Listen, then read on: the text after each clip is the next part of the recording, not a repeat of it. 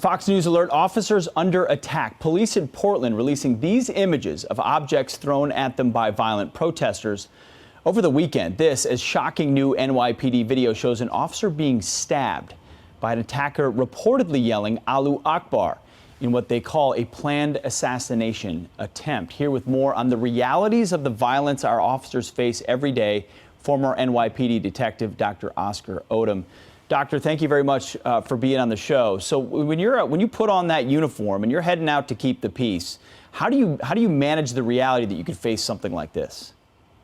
Well, first of all, I would like to say condolences to the officers who lost their lives during this pandemic and these outbreaks and riots, and also my prayers and thoughts to the families of officers recovering.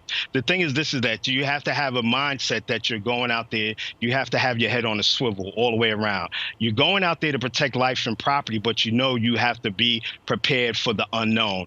And looking at the films and watching all the footage, it's very upsetting to see the attacks that are taking place on the people who go out there to protect life and property.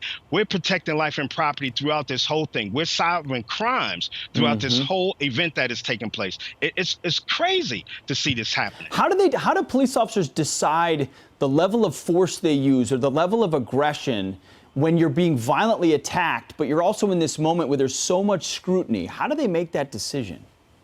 The tough part on it, I mean, my hat goes off to the NYPD and officers across the country. And it's a thin line, because the tough part is that you're going out there, you know what you've been trained to do, but you're under so much political scrutiny, and the flashlight is on you, which is causing officers to hesitate. Yes. And at the same time, when they're hesitating, they're getting injured. They're causing other police officers to get injured. And when they go down, so does the public. The public goes down also because they're not there. And what we hope that doesn't happen is you're going to put police officers in a position that they are going to de-police, and meaning that they're only going to be reactive as opposed to proactive in solving crimes and defending things. Doctor, as often happens in a moment like this, Washington, D.C. is attempting to respond. Democrats proposing a sweeping bill that would alter immunity, amongst other things.